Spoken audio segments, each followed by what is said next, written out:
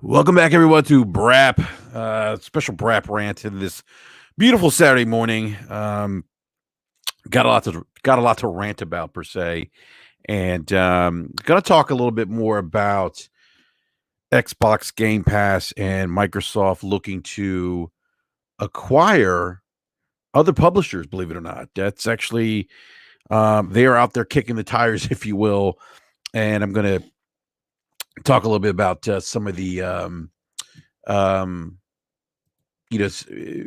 of the target publishers, if you will, that they may be looking at. But want to give a big shout out to everyone in the live chat. What's up, everyone?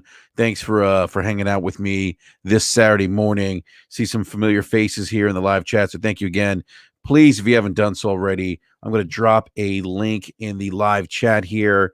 Please retweet the link and let everyone know that BRAP is live for a special Saturday BRAP rant, which I'm trying to do more on a consistent basis, by the way. Just depends on what I have on my plate, how busy I am. But on that note, let's officially get this rant kicked off right now.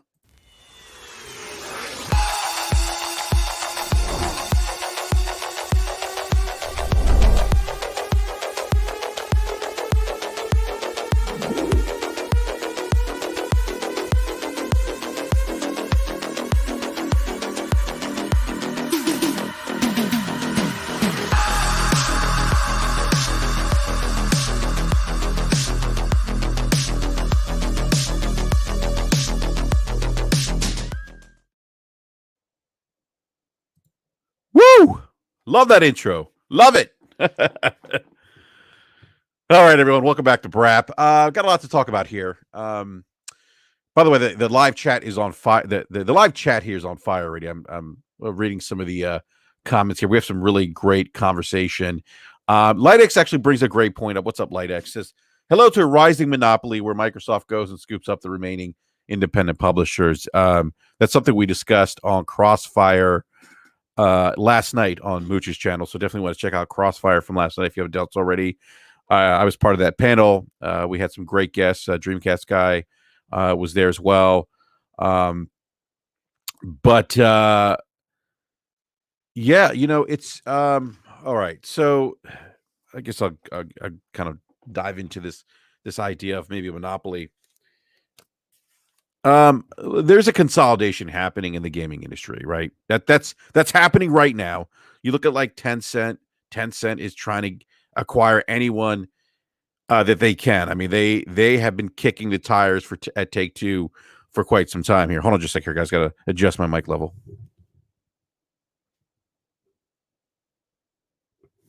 All right. So, they have been Tencent's been kind of kicking the tires of many people.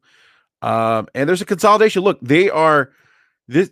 games are becoming more expensive to make. I mean, everyone knows that, especially big AAA games, the games that we love, the games that many of us love are super expensive. And and we'll talk about Bethesda here too. Like let's take Arcane Studios as an example. Arcane is one of my favorite studios. They super talented. If you haven't played Dishonored, the Dishonored franchise, Dishonored 1 or 2, it is on Game Pass right now. I would encourage you, if you have Game Pass, you need to play this game. Arcane is a super talented studio. Now, even though they have put out some really good games, those games just didn't hit. They didn't sell well. And Arcane is an example of a studio that probably would have been shut down had this acquisition by Microsoft not happened. So I get Microsoft's history, past history, if you will, with kind of getting themselves in the hot seat, if you will, especially here in the States. You guys remember the antitrust suits of the Department of Justice versus Microsoft and things like that. You got to remember these deals need to be approved too by the SEC, by by the EU. So, there's some checks there, if you will, that are in place that could prevent possibly something like that happening, right? And obviously Microsoft's probably aware internally that we got to be careful because we also don't want to put to have the microscope on us, right? And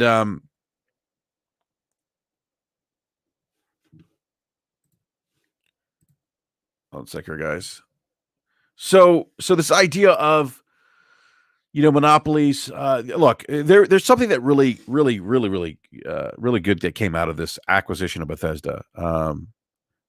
Bethesda was probably going to close some studios down, and there would have been a lot of people out of work, out of jobs, which is in normal circumstances is hard. But now you pile on the pandemic that we're in.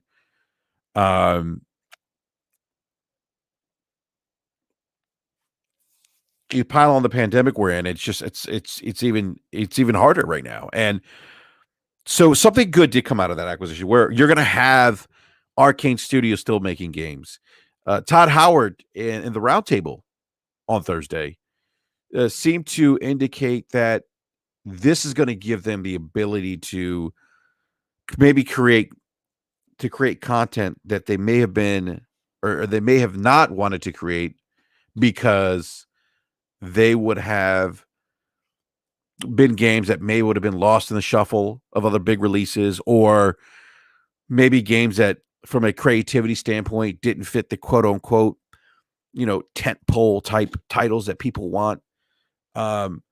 So while I understand the concern per se, I don't think we're there yet. And I don't think the acquisition of I don't think Microsoft is trying to build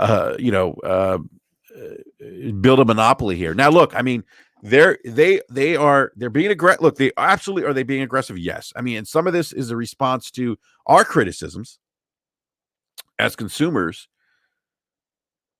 T-Rock, you bring up a great point. That's why Bethesda was open to being bought. Microsoft needed them just as they needed Microsoft. That's a great point, T-Rock. And I would argue, T-Rock, I think, you saw Bethesda try to kind of pivot to games as a service with Fallout 76, and that just didn't work out well for them. And I think now they can go back to kind of making those great big open world single player campaigns that they've been known for such a long time. What's up, Erodimus? I'm glad you're playing Dishonored, sir. You will not be disappointed. Some great level design, stealth mechanics in that game, by the way.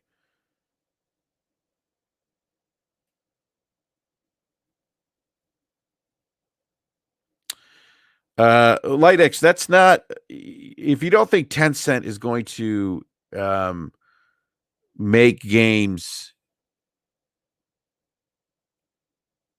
if you don't think at some point they'll make games that are exclusive, I don't know. That's yeah. I mean, like it's this is no different than Sony going out and buying Insomniac per se, right? I mean, yeah, and Microsoft, you're right. They're going after publishers so games will be exclusive. Yes, because they're trying to sell a service. They're trying to get buy-in. That's what companies do.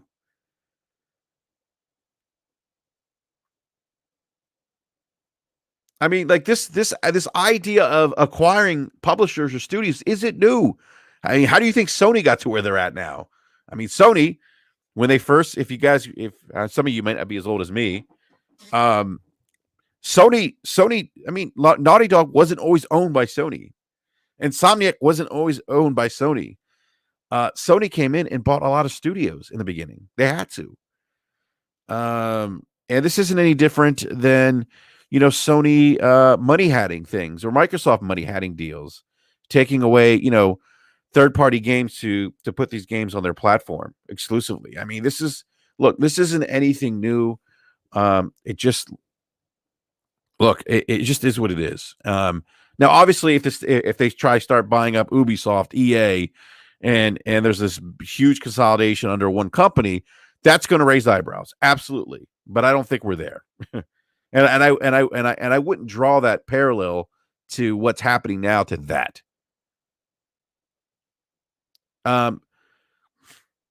Look, this is what we as gamers, and I have everyone who's been listening to me for the last couple months, last year, whatever, probably longer than that now at this point.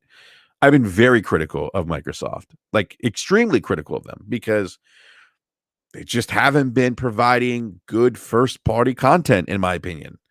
Not at the same level as Nintendo and Sony. They just don't. They just haven't.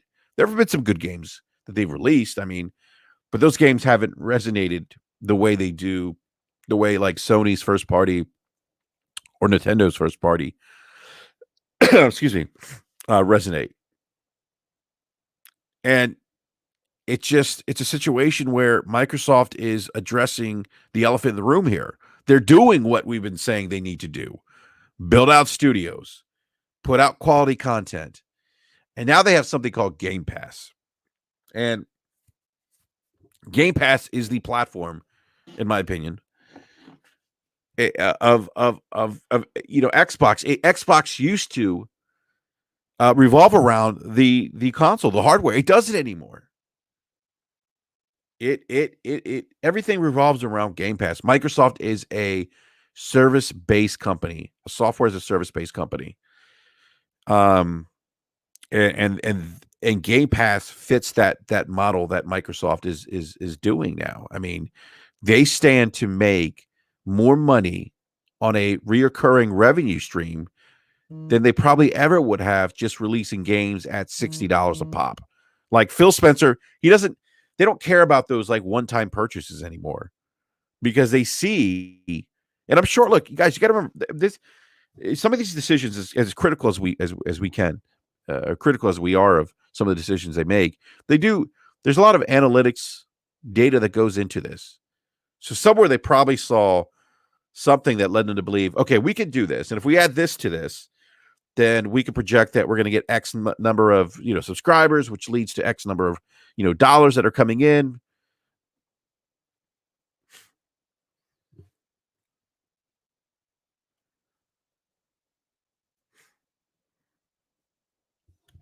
Why don't Yeah, Double M. He says people don't get it, Enrique. Sony was manhandling companies 95 to 2001. They were. I mean, Sony was really aggressive to bolster PlayStation because they had to. Because look, you just don't create a first party studio one day and say, okay, you're off and running, and automatically the bangers start coming out. That takes time. So what's up, Eagles fan 76? That's not how that works. It just doesn't work that way.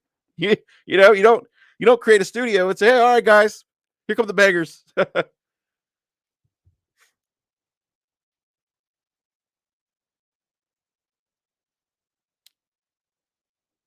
T-Rock, that's a valid concern, by the way.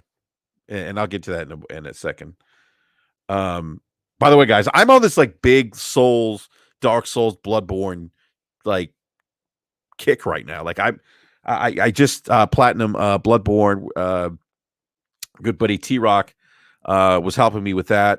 We ran dungeons co-op and destroyed some bosses in the process and new game plus. And yeah, good times. But I'm back on I'm actually playing Dark Souls 3 right now. All right. By the way, some great questions that are in the live chat. I'll get to them in just a second. So yeah, look, there's definitely a consolidation happening, and I'll say this: I think the one benefit that I see of this acquisition of Microsoft and Bethesda is that, like, we're Arcane Studios is still around. I use them as an example, and we're still going to get Arcane Studio games. That probably wouldn't have happened. The industry's changed. Like I've been gaming for a long time. We have these games as a service type games or free to play, which are huge games, huge money makers. I mean, shit, look at Roblox. Roblox just went, their IPO just released this week, and they're valued at $45 billion. It's a free to play game. They just went public. We can, everyone knows the success of Minecraft, and look at like games like Warzone, games like PUBG. PUBG is probably not as popular as Warzone per se. I think it's harder for games to be profitable per se than it was, 10, 15 years ago. Because now you have I think the gaming landscape's changed so much. You have people that are on mobile, you have people that are on consoles, you have PC, you have these free to play games like Fortnite, where people can just pick up and play, and that's it. And they have the option to invest in that game as they see fit. And sometimes games, I think, are getting lost in that, traditional games, if you will. And I think that for smaller studios, perhaps that the model the way it has been isn't going to be sustainable for them. Um, and so I think services like Game Pass will help those smaller developers or those developers who might be risk adverse to try new things. Which, in my mind, look, Todd Howard was like, "Hey, this gives us the opportunity to maybe be creative and to put games that we might not have done because they might have gotten lost in the shuffle." And I think that's awesome. As a gamer, that's awesome. Creativity. I don't want the, tent pole, everyone's carbon copy game of so and so. I want to see new stuff.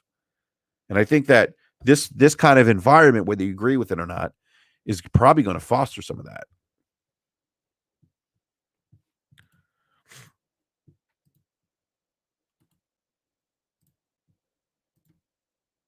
By the way, everyone, if you haven't done so, please retweet the link. Hit the like button. We got like 70 people watching here. Only 20 likes. Smash the like button if you haven't done so already. Real quick, guys, give me just a sec here. Oops, did I do something here? Uh-oh. I need to. I forgot to retweet the link that we're live. Give me a sec here. And then I'll get to some of the questions in the live chat. We are live. You can probably hear me typing. BRAP rant.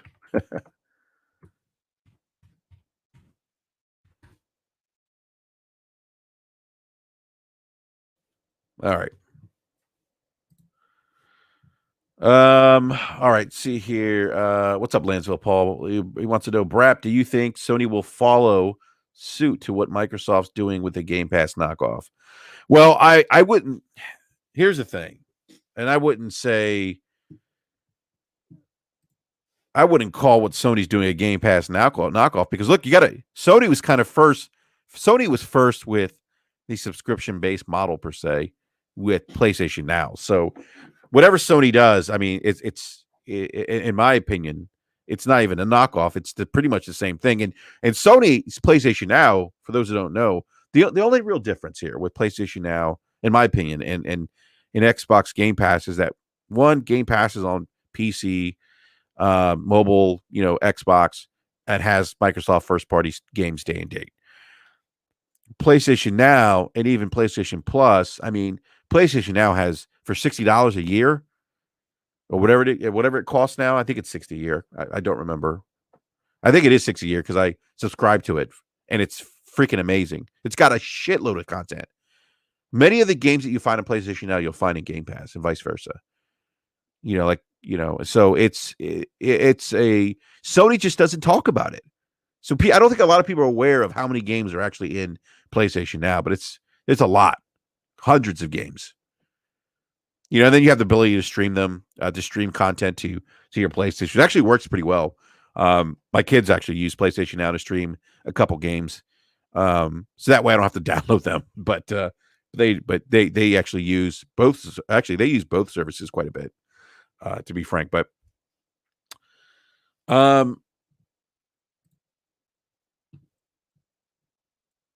so look, I do think Sony at some point will probably pivot a little bit more, and that may be the forefront. I think Sony is in a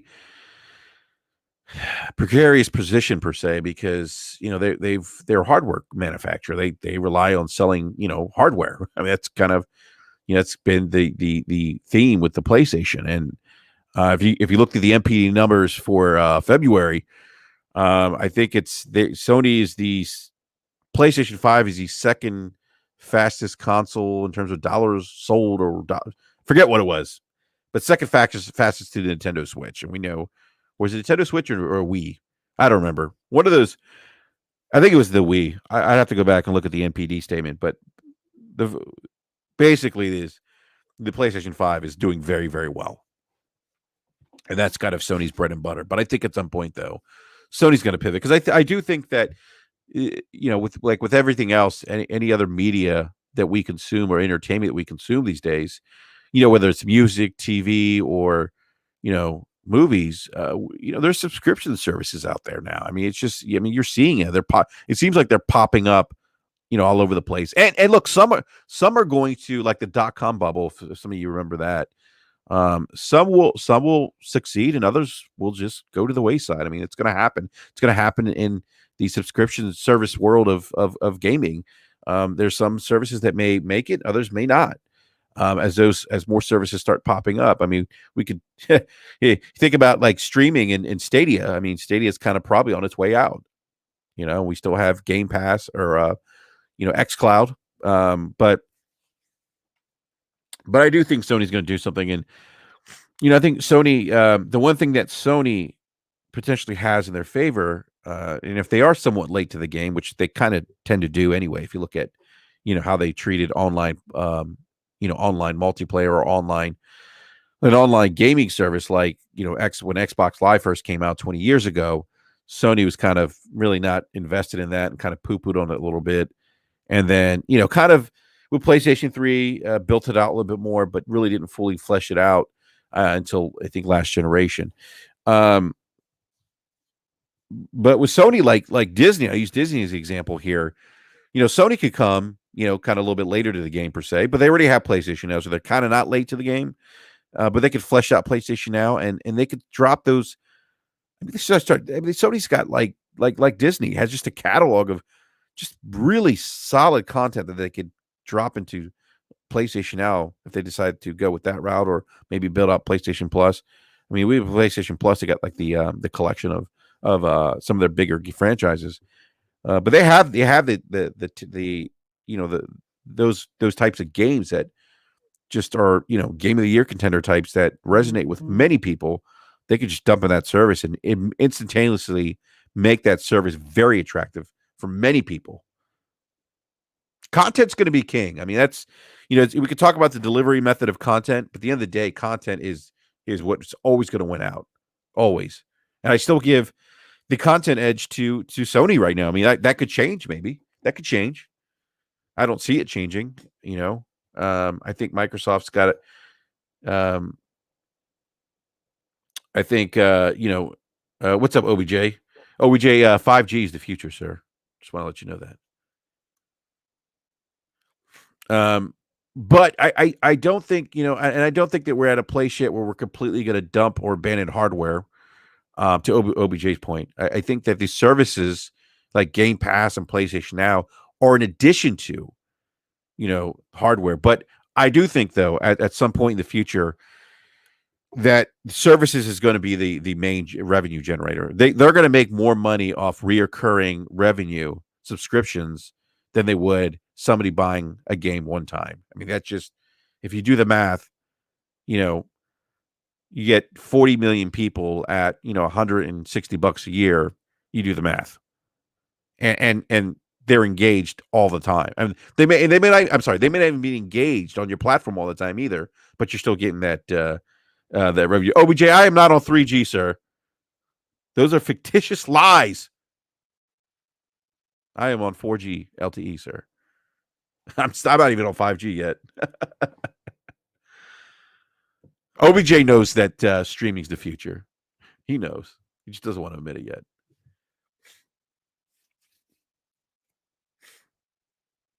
So I lost my train of thought now. So Microsoft is look, we talked about that they needed to bolster talk about how they needed to bolster their portfolio. And they've done that so far with these studio acquisitions. And look, Bethesda is going to really put some really good content into Game Pass. I mean, I don't think there's any denying that. You look at the body of work, like you look at some of the games that Bethesda Softworks has published, from Arcane, from id. There's some really, really good games that have come out. I mean, look at Dishonored. Oh, Dishonored sold over 5 million. I wasn't aware of that. I didn't. Yeah. Okay. So apparently, Dishonored sold over 5 million. I didn't. Let me look that up though.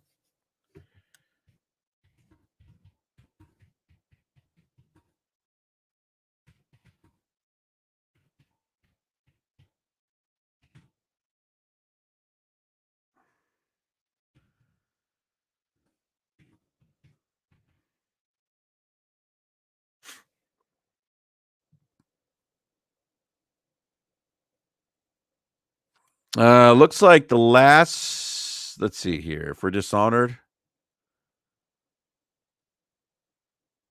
It did 48. It did 486,000 units his first week in retail.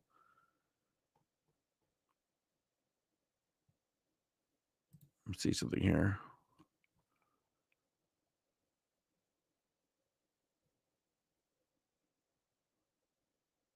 And if it sold 5 million, 5 million's at the 5 million's pretty much at the break even point. By the way, for AAA games, used to be back in the days if you sold 1 million, it was like a gold, like you were doing well. That's not the case anymore. Games are so expensive to make.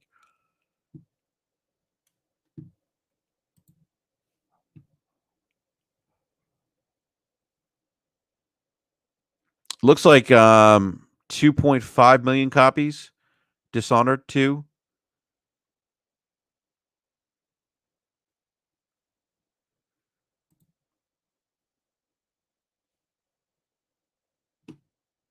I mean, that could be more now, but it looks like I don't know where you got the thinker. I don't know where you got 5 million because I'm seeing 2.5.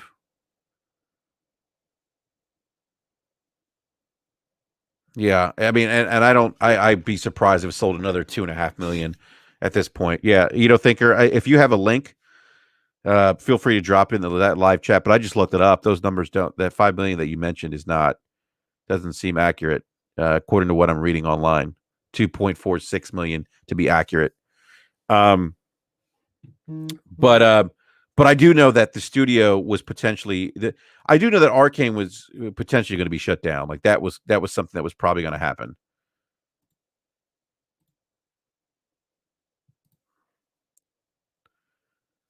Yeah, T Rock's right. They allow PC to stream PlayStation now, which I've done. T Rock is playing Last of Us DLC on my PC a couple months ago. So, but look, so Microsoft's not done. Game Pass is the beast. Game Pass is the focus. That is their platform now. Game Pass is Xbox. Xbox is Game Pass, and they are. My understanding is that they are in talks to acquire additional publishers. That and there's they're kicking the tires, if you will. So I look expect and Satya's pretty much has said as much. They're not done acquiring publishers. I mean, I think that's you're going to see them acquire publishers, and you could see something like maybe WB. We know they've been kicking the tire with Sega for some time, and maybe that happens, but they're not done. I think that they need to be able to put a high level content on a consistent basis that's exclusive content um, in order for this to work.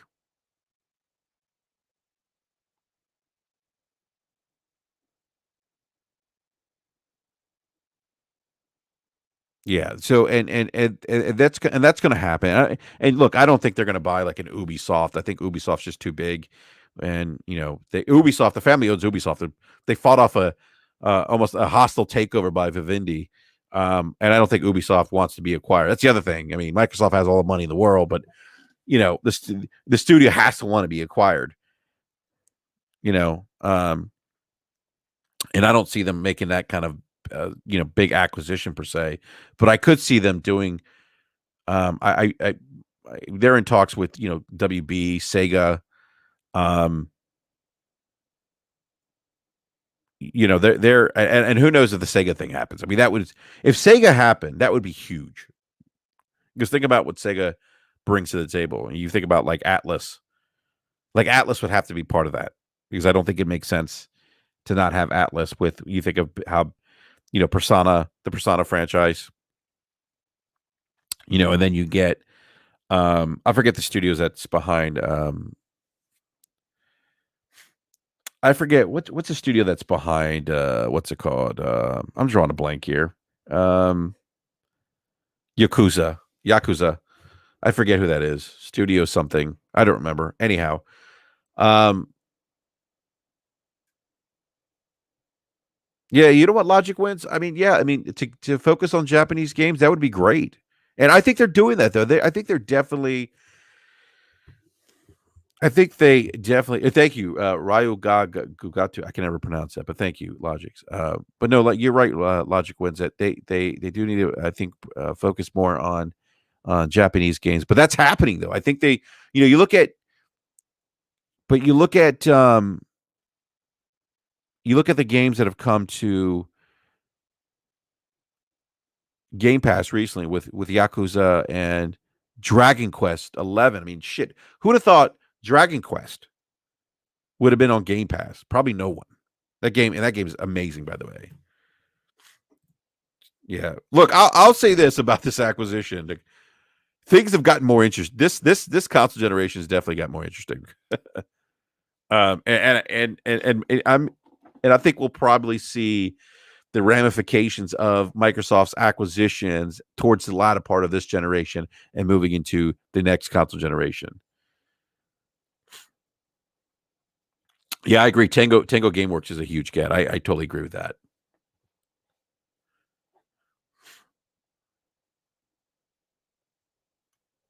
So I said something, Double M, you bring up something. I said that I could see one day where Game Pass isn't called Xbox Game Pass. It's just called Game Pass.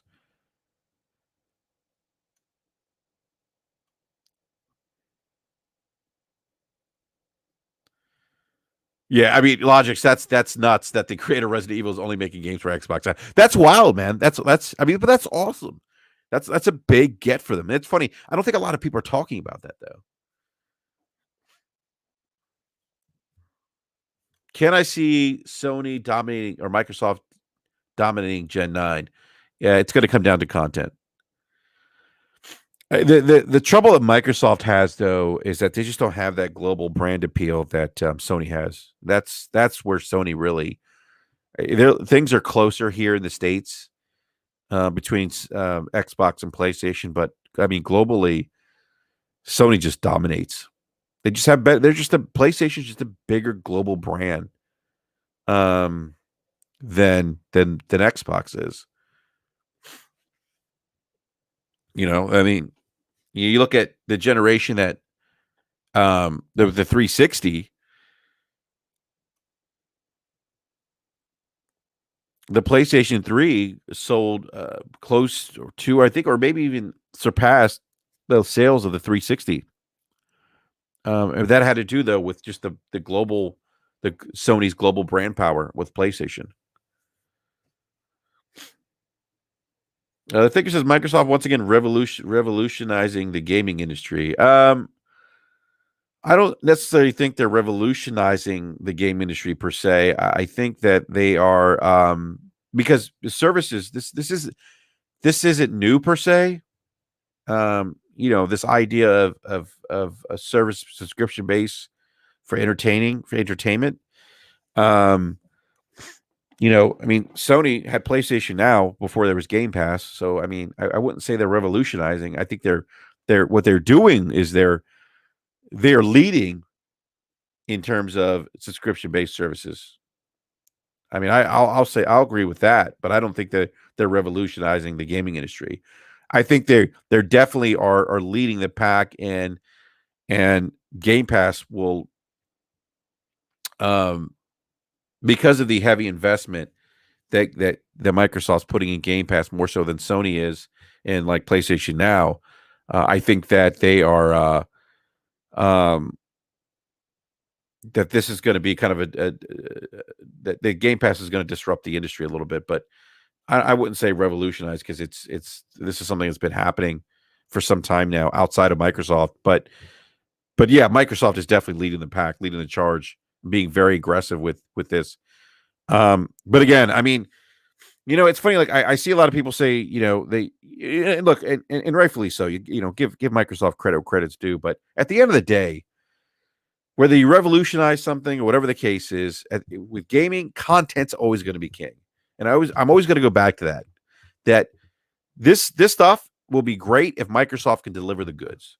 Bethesda, I fully expect, will deliver the goods. Microsoft, the new studios they've acquired, need to deliver content that is at a level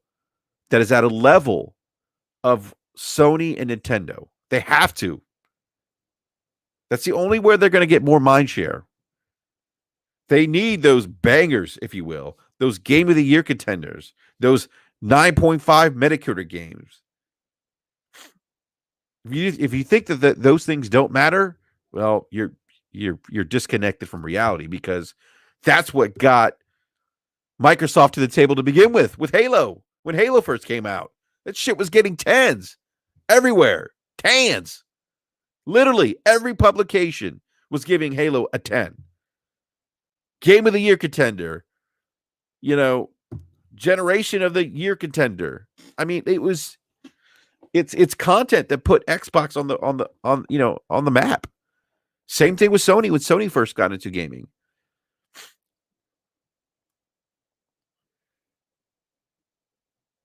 Yeah, I agree with that logic. Microsoft, I think, just figured we're not going to win battling Sony on their field. We're going to beat them on our field, and that's this. And their field is software as a service based company, and that's what they pivoted. Microsoft pivoted. They know they can't beat Sony in terms of the hardware game, but they might be able to beat him here. And they will. They could turn the tide, per se, in terms of mind share, being a market leader in that regard. If they start dropping some really, really good content, if they put out games that are just genre defining games that are, again, I'll go back to you. You may say Metacritic is this, Metacritic is that, but that shit matters. I don't care what you say. Those things matter. If you don't think they matter, there's bonuses tied into developers on how well a game performs on Metacritic, because those things matter. They create mind share. And you could sit there and say, oh, biased media and, Metacritic, blah, blah, blah. And whether you agree with it or not, it matters. Because if people see numbers, a 9, 10, we associate 9 and 10 with quality.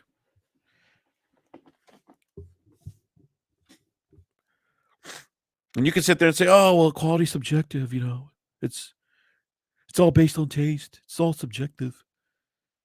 Well, yeah, to an extent, but how many games, if you think about humans in general, we all have different taste to an extent, right? It's and that it can be hard to get everyone to agree or to form a consensus of something as relates to quality in this example. When you get a consensus on something that's providing entertainment, that's usually a good indicator of mass appeal and that something is of high quality. So you can't.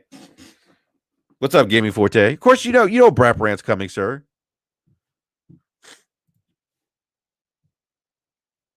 But I want to ask everyone in the live chat, like, what publishers do you think Microsoft's going to go after? We know that Microsoft's in talks to acquire additional publishers. Could be Sega, could be WB. What other publishers do you think they're targeting? I'd like to hear from you guys, because, I'm sure I'm probably not thinking of. Probably think of the obvious. I don't see them going after Square Enix or getting Square Enix, by the way. Could be wrong, but I don't see it happening.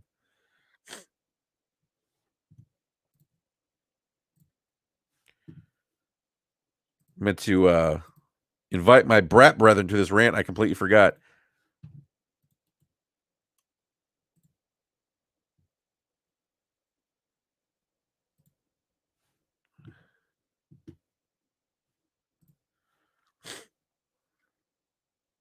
Everyone, we have 98 people watching, almost 100 people. We got 100 people watching now. Hit the like button. What's up, Pred? Ooh, Miss Walker. Woo. Yeah, they should drop the bag with Mistwalker. Get Sakaguchi, son. Get him back.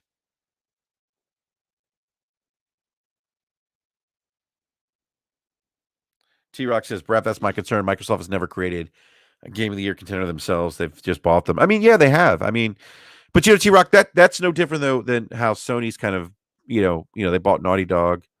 Um, I mean, Sony's also grown some studios, but some of the studios they've had, like Insomniac, they bought. But no, I see your point. I mean, that's a concern of mine. I mean, I do think that I think we're going to see some really quality stuff out of Bethesda. I believe.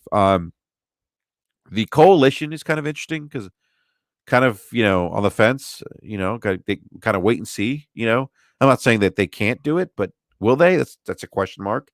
343. I'm not too bullish on 343. I have some big concerns about Halo Infinite, and 343 in general.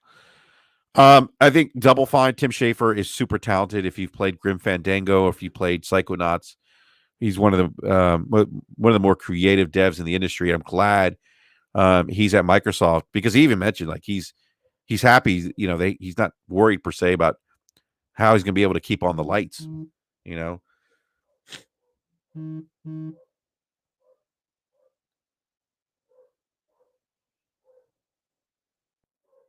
Yeah, I mean Capcom could be huge. I mean Capcom could be expensive. Capcom would be huge.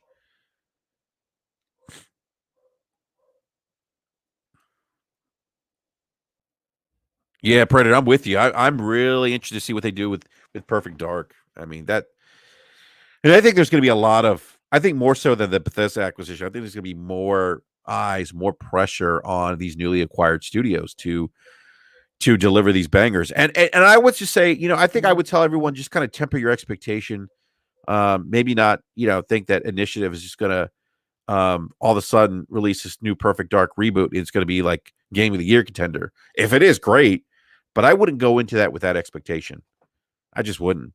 And same thing with Fable. I mean, I wouldn't say, Playground's super talented, but we got to see what the final product's like. Do I believe that they could make a good Fable game? Absolutely.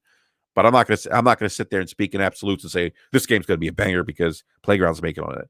Playground's making it. I'm just we got to see what the final product's gonna be like.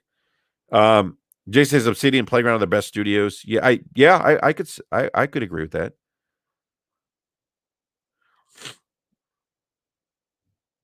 I agree with that. Double M. I think the quality of Bethesda is going to go up more because you only have one game to focus on.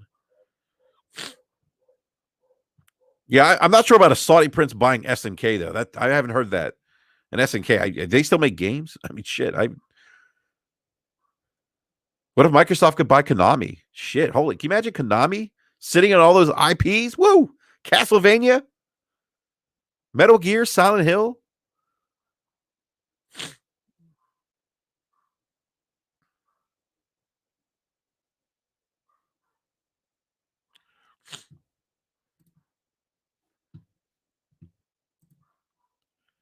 I think WB is probably the next acquisition, though.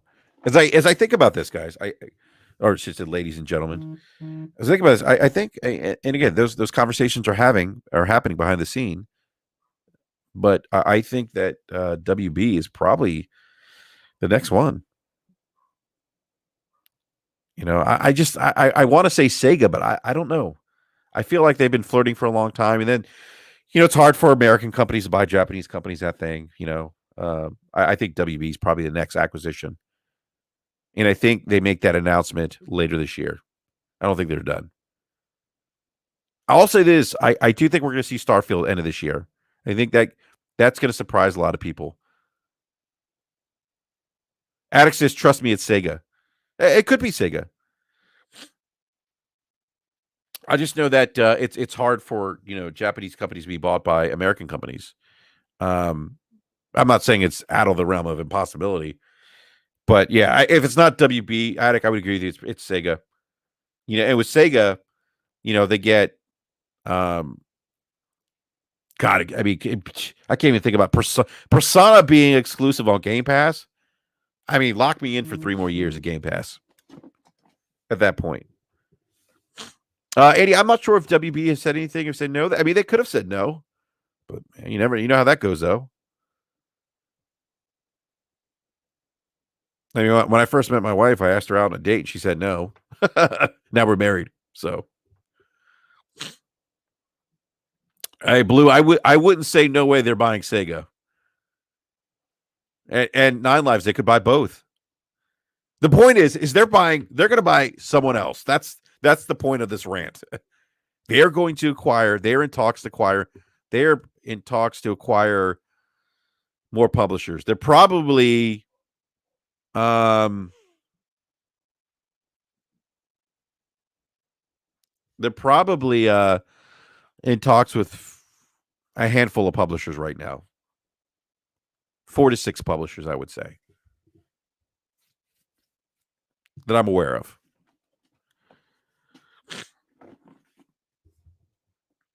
But again, all this is to feed the beast, Game Pass. Yeah. And look, I gotta be honest with you, like as a gamer, I'm kind of excited. Selfishly speaking, I'm like, shit, if I can, I have Game Pass locked in till next year. If I can get, you know, Persona games, Batman Arkham games, and hopefully they're new games. I don't want to play older games. Not that there's anything wrong playing older games. I'm just saying, I'm thinking like in the future, like if I'm getting new Persona games, new Batman Arkham games or Batman games, if I'm getting, all the new stuff from Bethesda, all the new stuff from Xbox at $15 a month, that's a steal.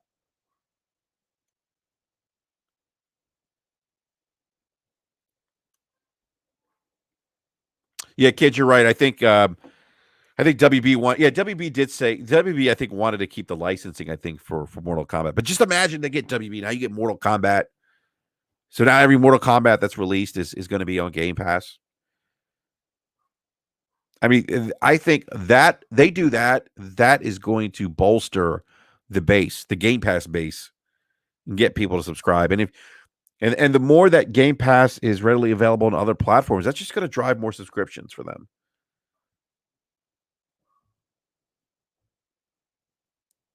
That's a great point, Attic. By the way, the split that you just mentioned.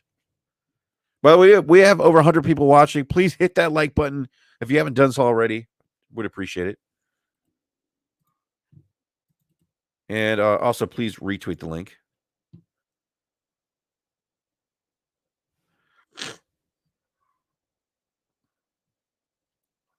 Oh god, I'm just daydreaming here about WB. Holy shit, that would be huge.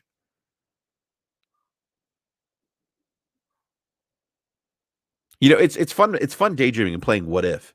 Like, what if they did acquire Square Enix? Can you imagine that? I don't think that would happen. I think Sony would probably be more likely to do that. I will say this though. I don't think Sony needs to respond. We talked about this on Crossfire last night. I don't think they need to respond right now, but they probably need to look at aggressively, money hatting. I think games exclusive to PlayStation 5 if they're not first party studio games, or maybe even acquire another studio. And they can do it. Sony can do it. Sony can acquire another studio. I mean, Sony technically, um, they're considered a cash rich company. They have about 57 billion in cash. They could have bought in cash. They could have bought Bethesda. But I think at some point Sony will probably have to do something. I think, especially if Microsoft starts acquiring more publishers. And what I mean by doing something, I think locking more content, either money hatting content to third party deals or buying new studios. There's rumors of Remedy being acquired by Sony. It's kind of been out there for a while. I don't know if that's going to happen.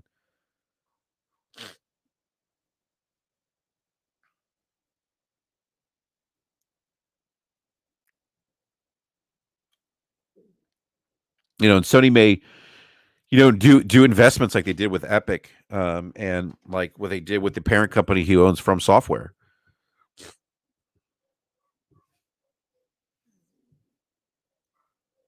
People want Forte and Attic. If they want to hop on, they can. Oh, Forte's here actually. You said we're over $1.23. Register one's off by 161. Okay, yeah, just take it out of the safe. $2, sir. Okay. Yeah. So I just have to take it out of. All right. So Forte is having a conversation right now at his place of employment. Okay. I'll see you later then, I guess. So I'm going to mute Forte real quick. No, I'll come in a little earlier than that. Okay. All right. I'll see you in a while. All right, later. Oh, baby's on the phone. Forte, are you at work, sir? No, I'm at home. I was like, are you having? I heard you say $2 short. I thought I muted, but I guess I didn't. So Forte, I'm here daydreaming, sir. I heard, dude. I mean, this is, and we talked about this on. By the way, great DPS, man. Oh yeah, that was phenomenal DPS, man. Oh my goodness. I mean that made me moist. Woo. Hey man, we aim to please. We are, what was that line that Puff said? We are here to give you what you need. 9-5. Yeah. So we proceed to give you what you need. Yes, that's what it was. Yeah. Pred said, "Go back to my first question." I don't remember your first question, Pred. Hi, Ice Queen Gaming. I missed you so much. Where's Pred? Can you because I can't find it. Yeah, Pred, if you could repeat the question. I'm sorry I missed it. I don't see it. I'm scrolling up. I don't see it. Look, we talked about this at Microsoft's on DPS too. Microsoft's in talks of acquiring additional publishers. Forte, who do you think's next, man? Because it's gonna happen. That's not even a question of if. It's a matter of when and who. Ooh. I mean, shoot, the only publisher that is, none of them are really out of the realm of possibility. I mean, the highest asking price for a publisher is EA at $38 billion. So they're not going to sell though. Plus why sell when you already got them as part of your Game Pass subscription model? Yeah. So they already have a deal in place with them. It's interesting because shout out to you guys last night on Crossfire. I heard you mention what was the publisher? WB. No, it was but yeah, y'all talked about WB too, but it was one that was like, what are they worth? 3.8. Square Enix, yeah. Yeah, 3.8 billion. I look, not that it can't happen. No, I don't see Microsoft. That's the one that should happen. That's the one that should happen. That's the one that should happen because at that point you're taking away pretty much everything, all the leverage that PlayStation does have. Because when we're thinking about these acquisitions, there are better fits. They already have a crap ton of RPGs. They're pretty much the leader when it comes to the Western RPG landscape, when it comes to Xbox because of the acquisition of Bethesda. And then if you just add Obsidian Games and stuff to that too, and now you got Fable being brought back by not Turn 10. What's the Playground Games? That's not an issue, but if you want to completely outside of, Persona and Atlas, which I hear if they buy Sega, that doesn't mean Atlas comes with them, which is, I don't know how that whole paradigm works, but that would be, if I'm not getting Atlas, I'm not going after Sega, because I think Atlas is the better acquisition when it comes to that. Would Atlas they wouldn't be part of that then? You think? Well, that's what who knows? I keep hearing stories that Atlas is something that, yes, they're tied to Sega, but if a acquisition happens, that they supposedly have some type of trigger where they don't have to be a part of that deal. So who knows? I don't know, but and maybe if you buy Sega, you do get Atlas, but it ultimately comes down to me. If you're buying Sega, you have to get Atlas. If you're not getting Atlas, I'm not buying Sega. So I like Sega's IPs and stuff. And they did sell off a lot of their other core businesses that could definitely make them attractive. But I'm in it for Atlas if anything. I agree with you. I think Atlas has to be part of it. Yeah, they have to be part of the deal. And not that the studio that makes Yakuza is anything to sneeze at, but Atlas is Persona. I mean, Persona is and Atlas. There's other games that Atlas has published, like 13 Sentinel, which is from Vanillaware. 13 Sentinels, and one of my favorite ones is Catherine. I love that. Yes, game. Catherine. What's it called? Well, the base game was Catherine. Then they have Catherine Full Body, which is the full version, basically the remaster version that they redid with the extra characters and stuff. Dude, I love that steel case book for that game. Oh, I have that. It's fire. What was the I forget the name of the collector's edition. They had had the underwear in it with the sheet. It came in a pizza box with some panties. Yeah, it was basically. Wow. But that's what I would be. I would think, but if they want to make a move that's going to really stifle Sony's ability to, or if they want to make a move that Sony would really have to consider putting Game Pass on PlayStation platforms, buying Square would go a long way into doing that, because that partnership with Square is very meaningful and it's very deep. And if you have the option to take that away from them, at a certain point, where are they going to look for their RPG kick? Because they don't produce them themselves. Yeah. Outside. Then at that point, what's the only other big publisher out there? And if they can go out there and take, Square from you, who says they can't take Sega? And then at that point, you're at the mercy of what Microsoft wants to do. So I think that's the scenario, like you were talking about yesterday, where you was like, when is that point where PlayStation has to do something? Because right now they don't. But what is that point? It's going to happen. It's either if they buy Sega or if they buy Square. If they buy one of those two publishers, they have to do something then. Yeah, I think they have to. I mean, and actually, Pred, what's up, Pred? Big shout out to Predator H2O. He wants to know. He asked me if I thought if Sony is going to have a problem keeping a good pace of games exclusive on PlayStation. Games take 3 to 5 years. The PlayStation doesn't make multiplayer games. #drought. It's a great question. You want to take a stab at it first, Forte? Man, you talk about droughts. I mean, just think about the portfolio that and this all comes back to Xbox.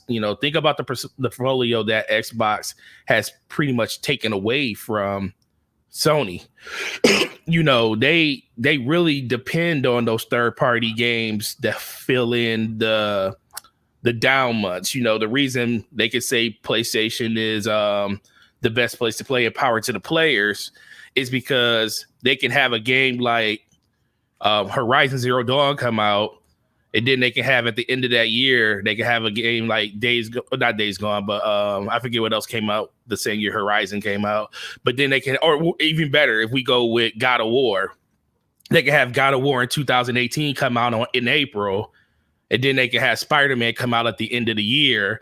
But we'll just throw a hypothetical game in there. Let's say a game like Fallout. 4 released in the middle of that year. You still got Call of Duty at the end of the year.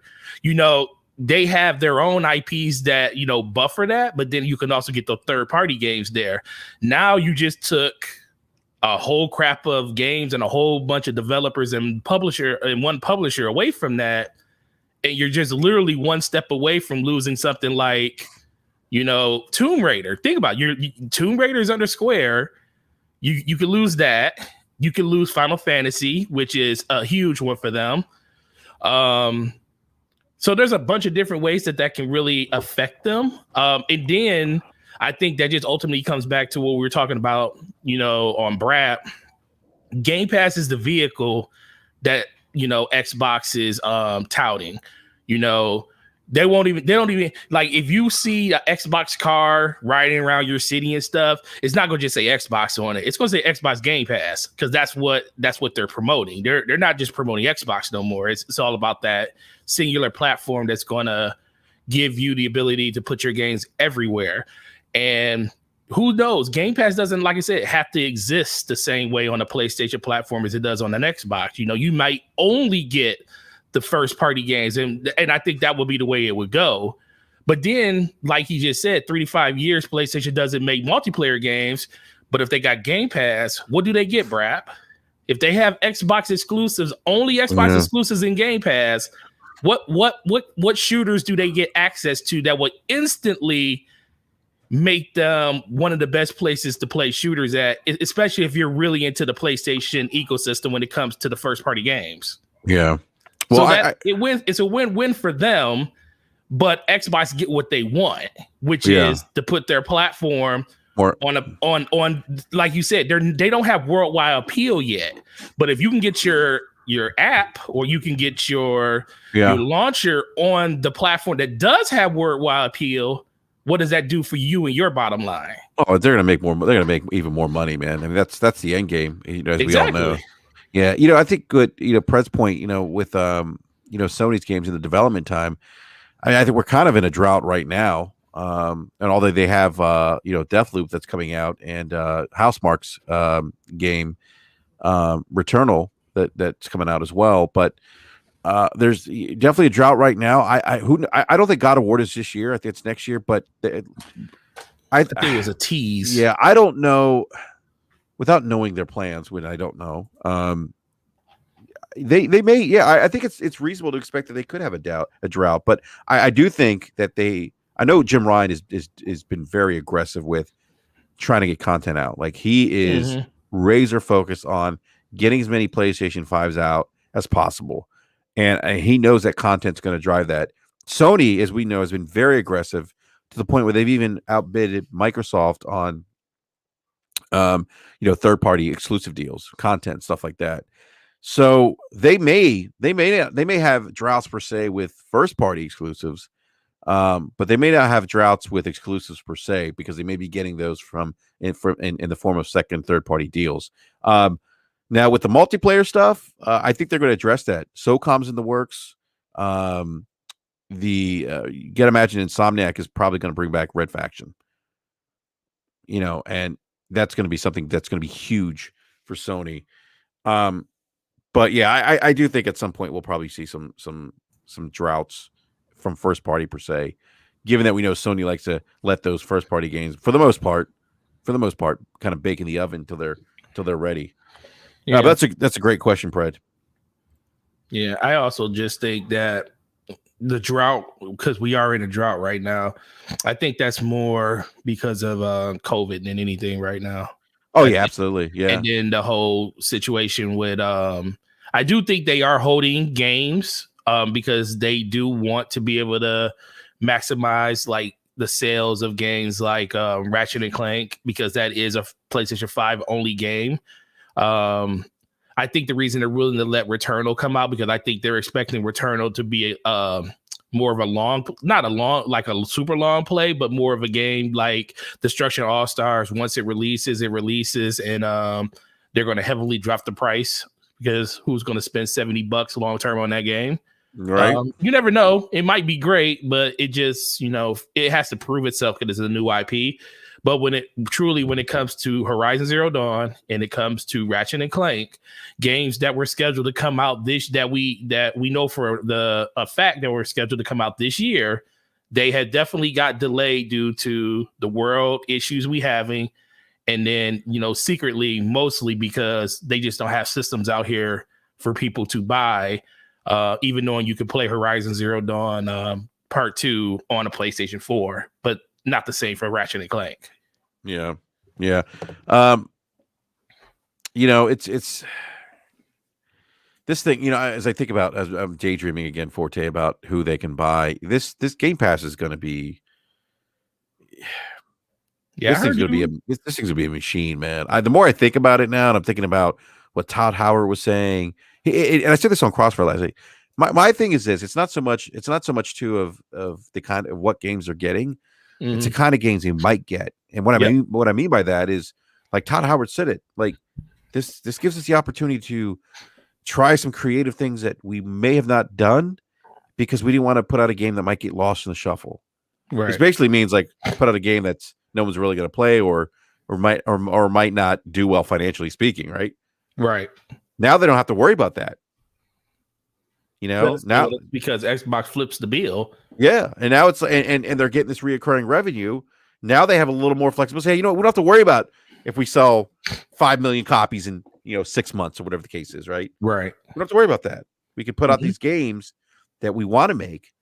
And I always think about BioWare, and I think we talked about this on DPS. I brought up BioWare and how they talked about when they got bought up by EA. It's like EA was doing, they were doing these like these focus studies of what gamers wanted and wanted to create games based on those kind of focus studies. And it's like, right. And BioWare's like, we lost our ability to create games that we wanted to because of that.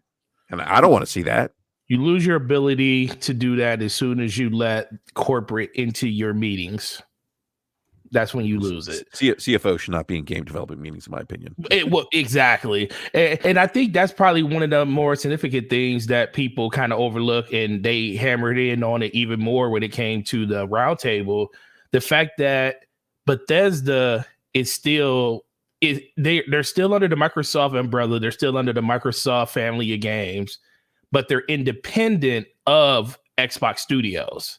Like they have their own publishing, they have their own marketing, they have their own triggers when it comes to that stuff. The only difference is Phil Spencer sits at the top and makes the final decision on what happens with everything that goes on between the two sides of the company. But they're still independent, meaning they can still make, creative decisions that benefit the type of games that they like to make, versus having to follow the philosophy of what Xbox Game Studios does under Matt Booty. So I think that's very significant, and I think that should bring a lot of hope to people that still love Bethesda games. And Todd Howard, talked about it. He was like, we can still make the games that we love to make, but now we don't have the pressure of this game has to be this or this game has to be that. And ultimately, no publisher I ain't gonna say publisher, but no developer wants their game to not be everything it can be. And I think with the money of Microsoft, with the flexibility of Game Pass, the fact that they can, put the game in there, and then now it's like you have a big net that you could cast out there with Game Pass. Right now, 18 to 19 million people are in that subscription. When these games start releasing, what would a game like Starfield do for that? And if that game is incredible, because we know nothing about it right now, but let's say that game is everything people wanted and more, what would that do for the next Bethesda game? And then the next game, and then the next game, and then next people are incentivized to be in that service just for their games. And then what does this also do for Xbox Game Studios? Now Xbox Game Studios have to live up to the expectations of what Bethesda is doing. So I think it kind of feeds both sides of it, and they kind of feed off each other at that point. Yeah. I'm going to get the super chat real quick. From Matrix, the $2 super chat says, should Microsoft support VR on Xbox? I think it would be nice if they did. I don't think they absolutely have to, but I think it would be a nice added feature, if you will, to give somebody the option that they want to experience VR on Xbox, to give them the ability to do so. I think they should just tie it into Xbox Game Pass and then give you I don't disagree.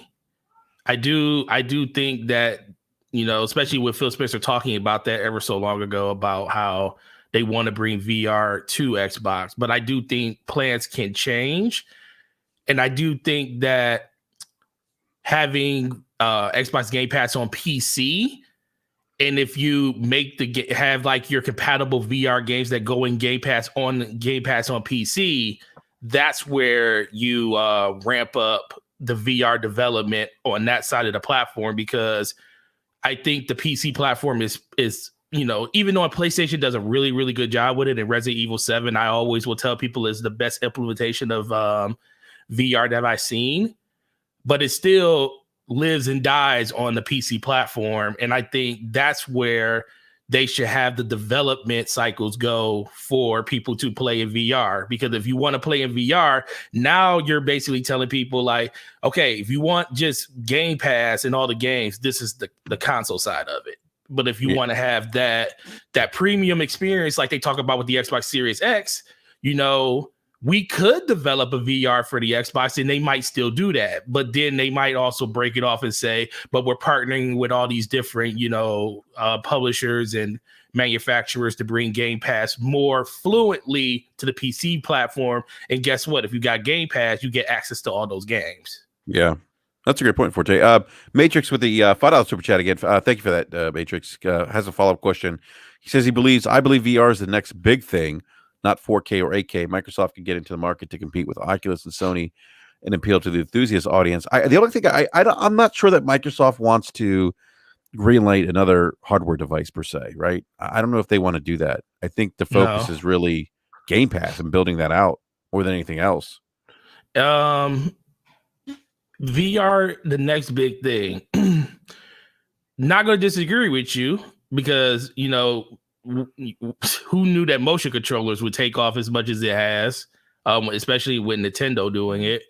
But I would say anything that has most people. Okay, so everybody can watch an 8K TV and see the benefits of an 8K TV. Same thing with a 4K TV. Even with 3D TV, people could see the benefit, and we already know what happened with 3D TVs.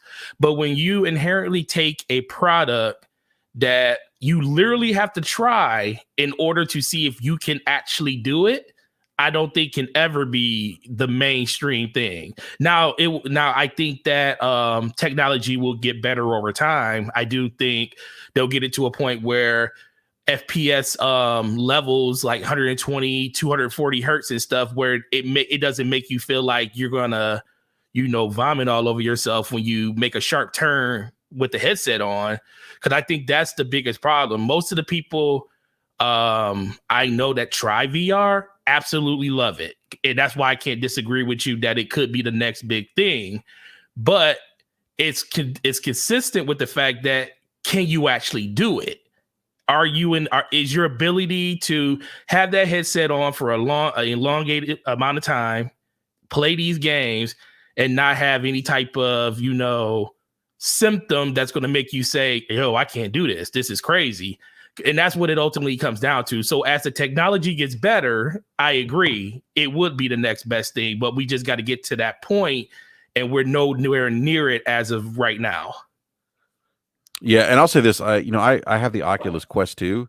I think in terms of experience, like if people are looking for like that next, I guess, leap and how they interact with gaming or gaming experiences, it's VR.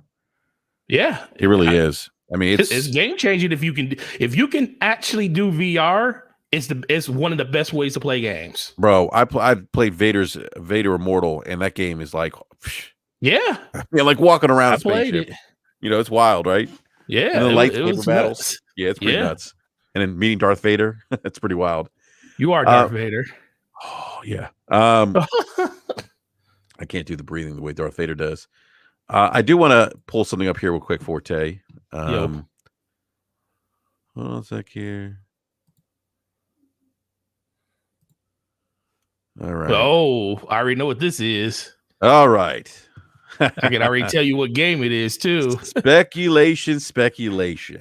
All right. So we talked about this on Crossfire last night, and I don't know, Forte. So let me read this real quick here. It says this actually was tweeted by the Xbox Game Pass account or Twitter account. By the best name in video game. Like if this person was actually a real person, I would literally say you are you have the perfect job. Yeah. So this was tweeted out. And hey team, mysterious, such great, so much news today. And then I'm just gonna cut through the chase here. A new game's been confirmed and is officially coming to the service. Let's keep this confidential. Has anyone else noticed a mysterious signal appearing in the distance lately, or am I the anomaly in the situation? So when people heard anomaly, they automatically went to 2 games. They went to Uh-huh. Outriders, Uh-huh. which releases soon, and Mass Effect. Yep. So, Forte, in your humble opinion, sir, which game do you think this is? Okay, so I am full bore with Outriders. I am full bore with it because I think that's what Xbox needs to do. They need to show that they can get these brand new games, these experiences in Game Pass day one. That's what I hope it is. But after sleeping on it, seeing Mysterious Signal, seeing Anomaly, knowing that Mass Effect is literally about to be right around the corner with the Legendary Edition, which speaks to all of these things, and knowing that they have a business proposition with EA, they have EA Play inside of Game Pass. I can easily see it being that, but the only thing about Outriders that kind of just pauses me a little bit is the fact that game literally comes out in 3 weeks or 2 weeks, and it could still happen, but in my heart, I think it's going to be Outriders, but it could easily be Mass Effect. But did you beat the demo for Outriders? Man, I haven't played it, Forte. Oh, man. I played like 10 minutes of it, and I'm on this Bloodborne Souls kick right now. Yeah, I know. But when you beat the demo, it literally harkens to everything that she says in this message, like word for word. The whole anomaly, the whole mysterious signal. Like, those were things that were like, those words are not mixed. They're literally, you landed on a planet and you're certain and you come across this mysterious signal. That literally is what they say. You're on the planet of Enoch where these anomalies and these thunderstorms are consistently happening. These are all key words that literally they use throughout the whole demo. And when you beat the demo, you get even more clarity to it. So as much as I would love for this to be Mass Effect, because guess what? Game Pass, I have it and I don't have to pay for Mass Effect, but I will because I love Mass Effect. It would be even a bigger push for Xbox to get something like Outriders in there. And I truly think this message is speaking to that. If you're saying that it's worded in a way that's like to the T of the ending of the demo, then it might be. I thought I was thinking more along Mass Effect because of EA, the relationship with EA, the EA, whatever is EA, that's on what is EA service called? I forgot now. EA Play being on the Xbox platform right now, and like you get it if you're are a Game Pass, Ultimate subscriber. Mm-hmm. That's what I thought, because the anomalies are also in Mass Effect, and we got the Mass Effect. We got the Mass Effect Legendary Edition coming out in May, so that's what I thought. And I thought like the timing of, if it is Outriders, like I feel like it's almost like short notice. Yeah, right, because the game releases like in what, 2 weeks? Literally 2 weeks. So April 1st. But I don't know. Now that you said that, again, 14, I didn't know. I haven't played the demo, so I don't know the ending. Yeah, but maybe it is. And if it is, dude, that's huge. Just keep it a buck. That would be. It would be huge. That means that if Microsoft can get a big third-party release day and date with one game, they could probably do it with others. And guess what? Guess who that publisher is for that game? Yep. Square Enix. Exactly. If so they can get Square Enix on board with something like a brand new IP that's and maybe it might also be for the fact that it's unproven and Xbox, because we talked about this for a second. Engagement, yeah. The engagement. What is the number one, looter shooter that's out there right now? Destiny. And where is that game at? Where you can play everything right now? Game Pass. Ooh. They went from being the second. They went from being the third most the third most played platform behind Xbox and PlayStation and PC. And as soon as Destiny hit Game Pass, it instantly jumped to number 1. And it literally goes back and forth with PlayStation and daily engagement. And PlayStation got 3 times the amount of people, that had that platform. So that just lets you know the power of having that game in that service. And if you can take that to Square and say, hey, ever since we put the number 1 looter shooter inside of our service, these are the numbers that they're seeing. You know what, Ford? Yeah, I'm sorry. Go ahead, man. No, go ahead. No, I was going to say, as you kind of flesh this out a little bit more, I'm starting to think it's Outriders, man. To be honest with you, it's like, and you make a compelling argument as to why Square Enix will put this on the platform, because Microsoft would say, hey, you know what, guys? We know the risk associated with releasing new content, right? We know that this game is a looter shooter. It's a crowded space. Look what happened to Anthem. Mm-hmm. I know that engagement is going to be critical to whether this game is, how successful this game is. Why don't we put it on Game Pass, right? We'll promote it for you on Game Pass, so when people log in, they'll see Outriders available on Game Pass right now, right? Yep. We'll get more eyes on this for you without you having to rely on people to pre-order, and people can try this game at no risk because they're already invested in Game Pass. I mean, to me, like, if I'm hearing that sales pitch, I'm like, yeah, you know what? All right. Drop the bag at the door and let's make this happen. All right. So just to give you the overall clarification of that, I am in my Discord looking at the stat numbers. So yesterday, you can get these through Destiny's API. They is readily available. Yesterday, just over 1 million people played Destiny as a whole on all platforms. PlayStation had 392 million people that played it. Steam had 269 million people. I mean, 269,000 people, not million. And Xbox had 372,000 people on it. Now, if you look at the one before that, which was Steam was at 269. Xbox before Game Pass was under them. So that just lets you know, you're talking about 100,000 more people playing Destiny on a probably not on the subscription service, all of them, but at least on the Xbox ecosystem. I think that's a huge number, especially if they're going to get some type of credit to basically offset some of the sales that they would miss, because inherently, like, if you go look at the that tweet from Xbox Game Pass, how many people you see in there says, yo, I pre-ordered this game already, this is crazy.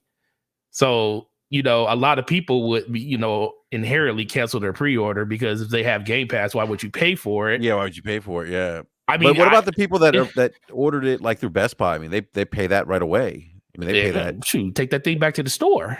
Oh, that's true. I didn't think about that. You're right. I mean, look, when I had already paid, I like Destiny, and I already had paid Destiny off on console when they announced Beyond Light. But then, like, 2 months later, that's when they announced that, it was all coming to Game Pass. And I was like, I'm not buying that. I'm not buying that. Yeah, why would you, right? Why would I? That was it was $70.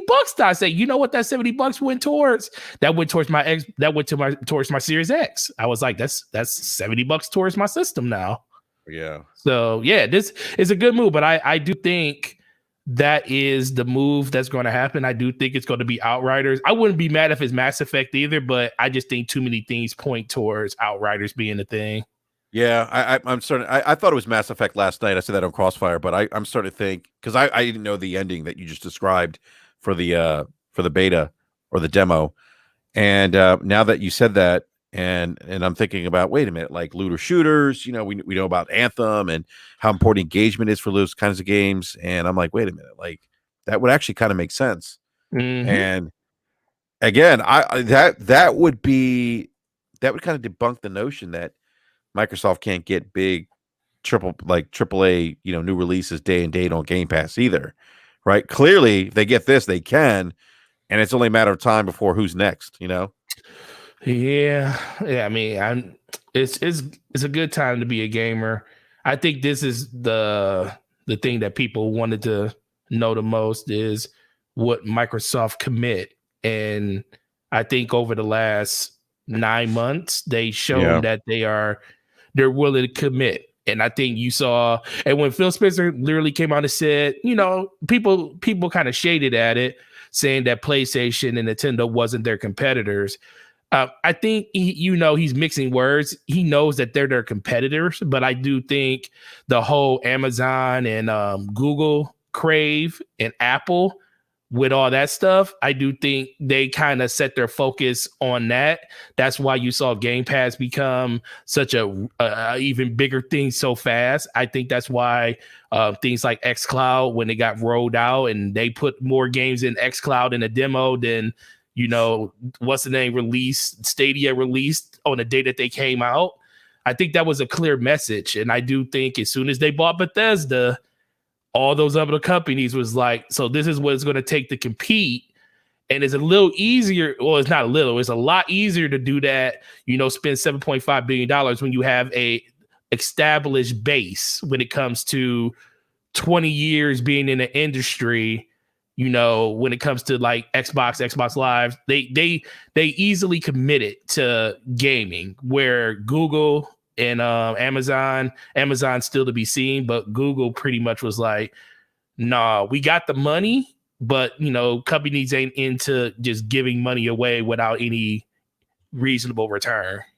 Yeah, we knew that whole Stadia thing. Yeah, we knew that. Yeah. That was not, yeah. We knew that when we saw the prices of the games that most of us already own. Right. Like, who's this for? Right. Yeah. No, that's a great point. Yeah, it's going to be interesting to see what this game is. If it's Mass Effect, I wouldn't be mad either, to be honest with you. No. Because then, that would mean that the bundle with the helmet was well worth the investment then. Did you buy it? No, I haven't bought it yet, man. I mean, you be talking, man. You be talking so much about this, and you don't even buy it. It's still you know what, man? Because it's still there. So I feel like it's still available. So I'm in no rush. I'm like, it's still gonna be there. And actually, because I was gonna get it this week, but I ended up getting I got a surround sound situation for my gaming room. So I bought that instead. Yeah. Atmos GTSX. Yeah. So especially with all the movies that are coming out. There's a lot of them. Yeah. I was like, I need to step up my my sound game here in the gaming room. So I did that first, but I'm going to get the helmet and everything with the LED. Oh, speaking of which, I wanted to tell you the story. So I was at work yesterday and a guy walked into the store with his son. It was like, asking me about, I think it was about new Super Mario Brothers U for the Switch. And, I was telling him, say, yeah, we got it. And he was listening to me. I was on the phone talking to another customer. He was like, after I got the phone, he was like, yeah, you sound familiar. And when you get that whole, you sound familiar, it's like, well, everybody sounds familiar to a point. It's like that deja vu symptom. And I was like, yeah, I mean, a lot of people sound alike.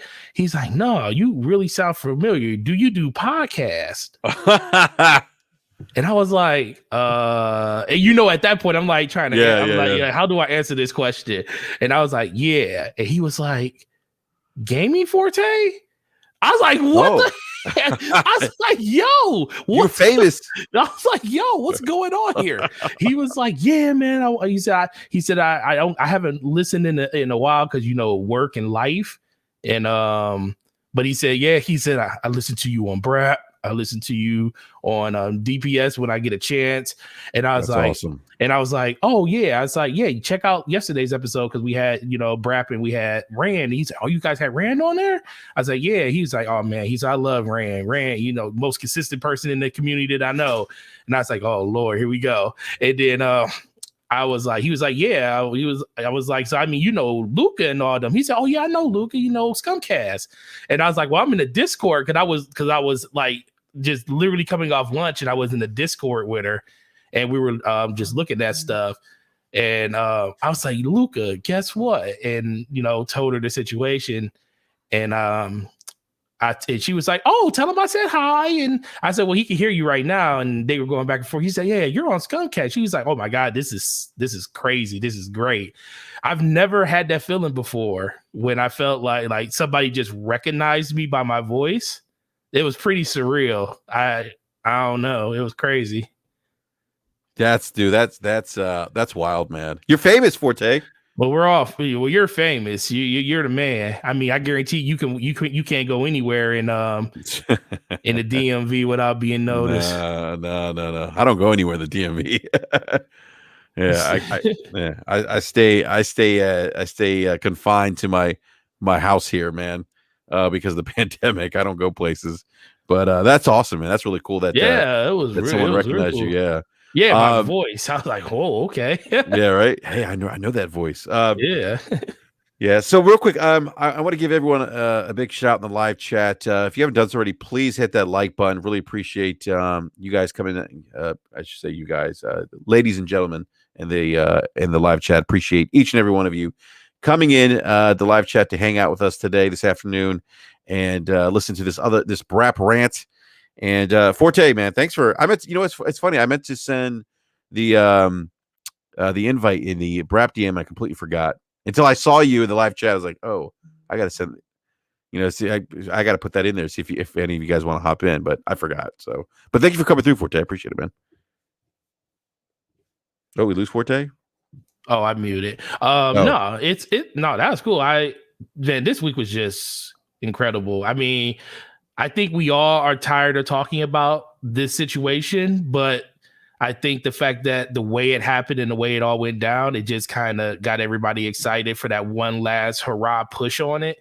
And if I don't have to talk about this again ever, I'll be happy. He said, I'll be happy. I hear you, man. I hear you. But Forte, seriously, man, always a pleasure. Thank you for hopping in this BRAP rant. Always enjoy talking video games with you. Please let everyone know where they can find you. Yo, Gaming Forte everywhere, YouTube, Twitter, Xbox Live, PlayStation, Basement Radio Arcade Podcast right here on this channel on Wednesdays at 9 p.m. And then DPS Podcast every Thursday at 9 p.m. If you missed it, check it out. Our man here, BRAP, was on there. And we also had we had Rand Outdoor on there. Went over pretty much all Bethesda, and we had some nice little cool conversations at the end, just talking about movies and stuff like that. So, which I thought was probably some of the most hilarious parts of the show. But you're right, because ain't nobody going to the movie theater. But check us out over there. And then DPS next week will be on Slow Mo's channel. Make sure you guys go subscribe. You know, I understand, you know, people tell people to subscribe to people's channels all the time, but I truly mean it because the man does a lot of great work on his content, and he talks about the things that a lot of other people don't talk about when it comes to like the nuances of development and different developers that people don't know about.